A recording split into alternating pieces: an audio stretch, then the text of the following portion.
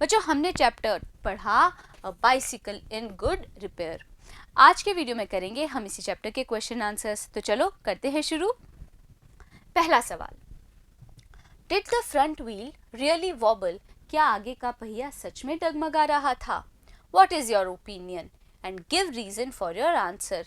बच्चों आपका क्या विचार है और अपनी जो आपका विचार है उसका आपको क्या करना होगा, रीजन भी देना होगा, कारण भी देना होगा। तो देखिए, द फ्रंट व्हील वॉबल्ड ओकेजनली, जो आगे का पहिया था वो डगमगाता था कभी कभी, but it didn't require any attention, पर वो इस तरह से डगमगाता था कि भाई उसके ऊपर ज़्यादा ध्यान देने की ज़रूरत नहीं थी। The bicycle was in good condition, जो साइकिल थी वो एक अच्छी अवस्था में थी। And the author was pleased with it, और जो लेखक था वो अपनी साइकिल से खुश था। दूसरा सवाल, in what condition did the author find the bicycle when he return from tool shed? तो बच्चों किस अवस्था में लेखक ने अपनी साइकिल को पाया जब वो टूल शेड से वापस आया? देखिए, when the author returned from the tool shed, जब लेखक वापस लौटा टूल शेड से, his friend had taken out the front wheel of the bicycle, तब उसके मित्र ने जो साइकिल का आगे का पहिया था वो निकाल दिया था। His friend was sitting on ground with the wheel between his legs, और लेखक का जो मित्र था वो जमीन पे बैठा हुआ था और जो पहिया था वो उस मित्र के पैरों के बीच में था।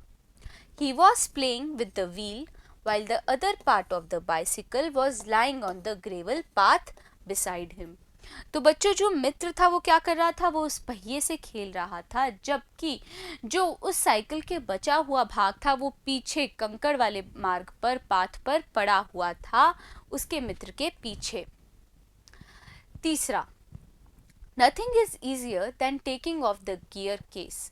तो बच्चों लेखक के मित्र ने कहा था ना कि इतना ज़्यादा कुछ भी आसान नहीं है जितना कि गियर केस को निकालना। कमेंट ऑन और continue this sentence in the light of what actually happens. आपको क्या करना है, इस बात पे टिप्पणी देनी है या फिर इस वाक्य को आगे जारी रखना है और ये बताना है कि आगे क्या हुआ। तो देखिए, nothing is easier than taking off the gear case but it is an impossible task to fix it back. तो बच्चों लेखक ने ये बोला था, लेखक के मित्र ने ये बोला था असल में कि कुछ भी आसान नहीं है गियर केस को निकालने से ज़्यादा, लेकिन ये एक असंभव सा कार्य है कि उस गियर केस को वापस जगह पे लगाया जाए। The author's friend took out the gear case easily, जो लेखक के जो मित्र थे उन्होंने गियर केस को बहुत आसानी से निकाल लिया। But he was having a nightmare, लेकिन उनके लिए बिल्कुल बुरे सपने जैसा हो गया in putting it back to its place, उस गियर केस को वापस अपनी जगह पे लगाना। चौथा सवाल, what special treatment did the chain receive? भाई जो चेन थी उसको कौन सा खास इलाज दिया गया था बच्चों? देखिए, author's friend tightened it to an extent that it didn't move at all. लेखक के मित्र ने चेन को इतना ज़्यादा कस दिया कि वो हिली ही नहीं। ही देन लूजनड इट, उसके बाद उस मित्र ने क्या किया, चेन को ढीला किया, पर इतना ढीला किया until it was twice as loose as it was before, जब तक वो दोगुनी रूप से ढीली नहीं हो गई जैसे कि वो पहले थी। पांचवा सवाल, the friend has two qualities. लेखक के मित्र में दो क्वालिटीज है, दो खूबियां हैं। He knows what he is doing and is absolutely sure it is good. क्या है कि भाई वो जानता है कि वो क्या कर रहा है और वो उसको करने में बहुत अच्छा है और ऐसा वो सोचता है। Find the two phrases in the text which mean the same. अब आपको इस कहानी के अंदर दो ऐसे ही बातें बतानी हैं जिसका मतलब यही हो। तो बच्चों क्या है, देखिए, He knows what he is doing, यानी कि उसके अंदर क्या है, भरोसा है, मतलब चेरी कॉन्फिडेंस। और दूसरा क्या है, is absolutely sure it is good, मतलब उसमें क्या थी, इनएक्सप्लिकेबल होपफुलनेस थी, आशावान था वो। छठा सवाल, describe the fight between the man and the machine. तो बच्चों उस लेखक के मित्र और साइकिल में एक लड़ाई हुई थी, आपको उसी लड़ाई को बताना है कि कैसे वो लड़ाई हुई थी। Find the relevant sentences in the text and write them. और इससे जुड़े हुए ही जो वाक्य आपने पढ़े कहानी में आपको वो ढूंढने हैं और लिखने हैं। तो चलो लिखते हैं। देखिए, the bicycle was in good condition. जो साइकिल थी वो एक अच्छी हालत में थी। But the author's friend unnecessarily disturbed it.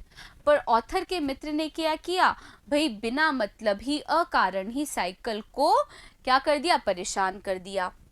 He first took out front wheel, उसने सबसे पहले आगे का पहिया निकाला, and then the gear case, और उसके बाद गियर केस को निकाला। His next victim was the chain, और उसके मित्र का अगला शिकार हुई चेन।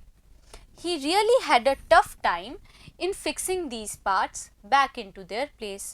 मित्र को बहुत ज़्यादा मुश्किल हुई इन सब चीज़ों को वापस अपनी जगह पे लगाने में। Then he lost his temper, और फिर उसके मित्र ने अपना आपा खो दिया। And tried bullying the thing, और फिर उस चीज़ को धमकाने की कोशिश की। The bicycle I was glad to see. तो कहानी में लिखा गया था ना कि भाई मैं बहुत प्रसन्न हुआ ये देख के कि जो साइकिल थी उसने उत्साह दिखाया। And subsequent proceedings degenerated into little else than a rough and tumble fight. और जो आगामी जो कार्यवाही थी वो बिगड़ गई और एक लड़ाई का, हाथापाई का रूप ले लिया between them and the machine.